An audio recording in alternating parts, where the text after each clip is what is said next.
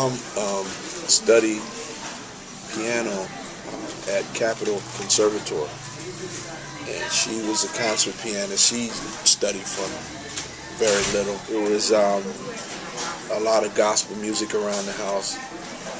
I don't remember, but they say like 5 years old, I was playing the drums, and they bought me a set for Christmas, and it's been that way ever since. She insisted on formal training for myself as well as my other siblings. So drums was where I started, so that kind of sparked the interest. But the interesting thing is, as a kid growing up in church playing drums, all the kids were good drummers, and I was okay. So the opportunity, I always liked the bass and the guitar. My mother bought me a guitar, and I remember tearing off the top two strings, well, the higher two strings, and it, of course, is tuned like a bass, so that's where I kind of learned how to play the bass. Yes, I started on guitar when I was 7 years old, and all the way through high school, I would spend all my summers in Detroit. I stayed with my aunt, and my uncle was a guitar player, but he was not a professional guitar player. He professionally drove for the DSR, which is Detroit Streets and Railways. No, he was a bus driver. And but he had picked up the guitar and was pretty proficient at playing it. And he first showed me my first tune when I was 7 years old, which was Honky Tonk, and I became interested after that.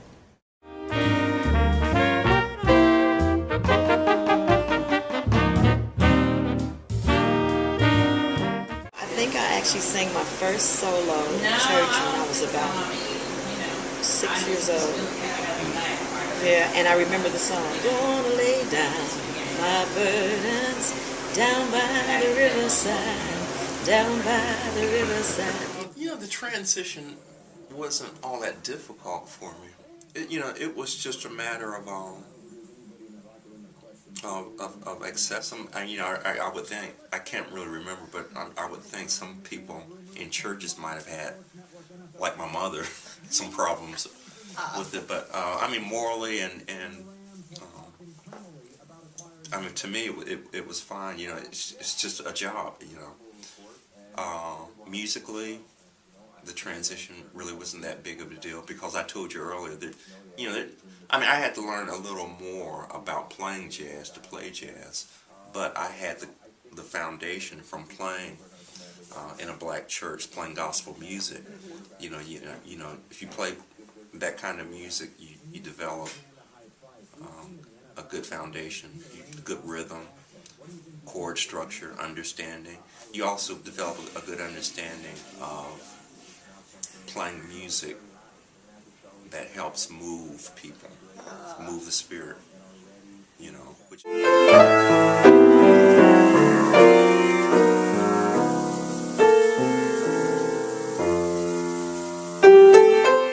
Mom and Dad put me into piano lessons at the age of 6. So it's a combination of learning on my own. It was a God-given gift.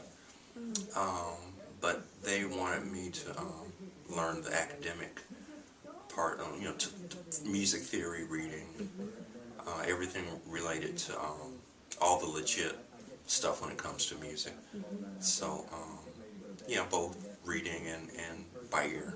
I'd never taken a voice lesson in my life. Wow. No music ever in my life. No. And people ask me that all the time, and I said, no, I've never taken a voice lesson. Well, that's what I was telling you. That's the difference between learning to do this and being born to do this. Right. So, but I by no means, I don't think that I think everybody should be educated in anything that they do.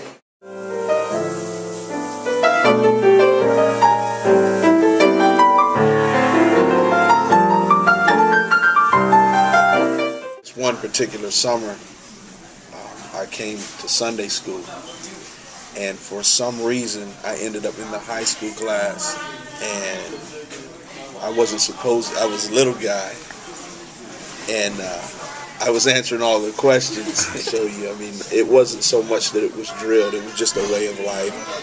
We read the Bible and stuff like that, and whatever's in's going to come out. Yeah. Eventually, at some point, a professor told me that I spoke black dialect. And I said, wow, because I never heard that before. Now that's a shame. Grown person, never heard. All I had heard was, "Don't come in here speaking that ghetto English," or "Don't come in here talking like that." That's what There's this book by Geneva Smitherman that you should Talking read. and Testified. Yeah, and once I read that book, it made me feel like, damn, you mean to tell me I'm not ignorant, stupid, and dumb? But I think that was the beginning of me becoming interested in language and power, language and identity, language and culture. Me, that's how I learn. I have to make connections with context. So I'll know about Beethoven if I know what's going on somewhere else too, and I make those kind of associations, you know. Absolutely. So reading for school is very still hard, because it just is. It's a different kind of reading. I don't know if it's because I have to read it, or if the content is not something that's really high on my priority list. I used to get in trouble in class for reading books. Like 7th grade, I went on a binge and I read like all the Alexander Dumas books. Anything that was 300 pages and more. 7th grade year, that was me. When we send books home, we're sending books home that they are successful with, Okay. that they can read fluently or should be able to read fluently. And so we don't want it to be a struggle. Reading is so difficult for a lot of our students. So we don't want them to struggle with us in terms of instruction and then go home and struggle. So the books that I send home, they already have read them many, many times, and they are easy for them to read. So I just like to tell the parents, just enjoy reading with your child. Read to them, read with them, listen to them. And, reading and writing are so closely related that, I tell them just write, have them help you make your grocery list, or, write a note to someone, or just do fun kinds of writing things on a daily basis. Yeah, I mean, education is I think the liberally educated mind is the mind that can do the best critical thinking. It's important to know how to read good literature and learn how to think. I think that develops creativity. It creates choices for you to make. And it's so funny because, like, when I look back at the course requirements for my degree, which was actually, it was an insane amount of classes, because for my degree at that time, what was required was I had the same amount of course requirements for a classical performance major, Plus the jazz plus part. all the jazz part, right?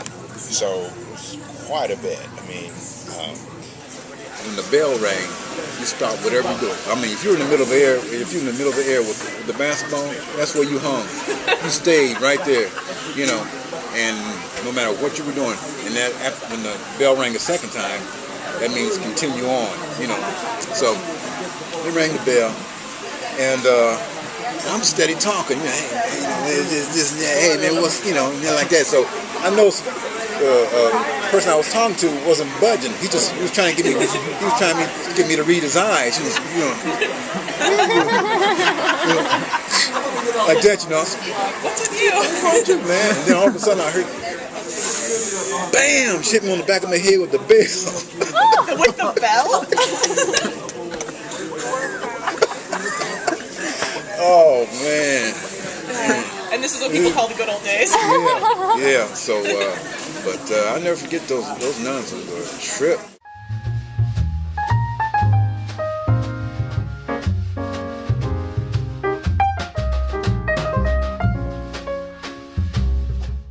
We left our little safe, secure school and went to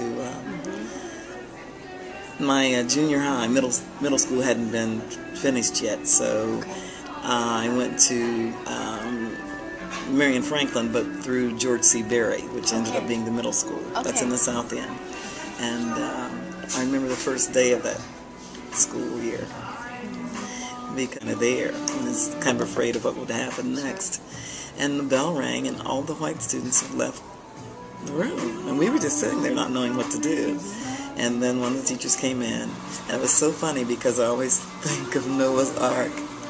And they called us 2 by 2 and sent us to rooms in the school. Okay. Yeah, there. And I mean, you know, it was okay to believe that happened. This is our last minute preparation for our very first literacy interview, where we are trying to find the questions while we wait at McDonald's for our interviewee to turn up. I don't know, do you feel that it's jittery? I mean, I'm not gonna lie, I'm feeling a little bit jittery, but at the same time, I'm pretty excited. I mean, there's nothing like conducting a literacy interview with the smell of like bacon, egg, and cheese McMuffins in the background. I'm just saying. Don't know if he's gonna show up. He hasn't gotten back to me. Well, I talked to him yesterday, but hasn't gotten back to me. But, I mean, so are the bumps in the journey of getting literacy narratives, right? That's right. All right.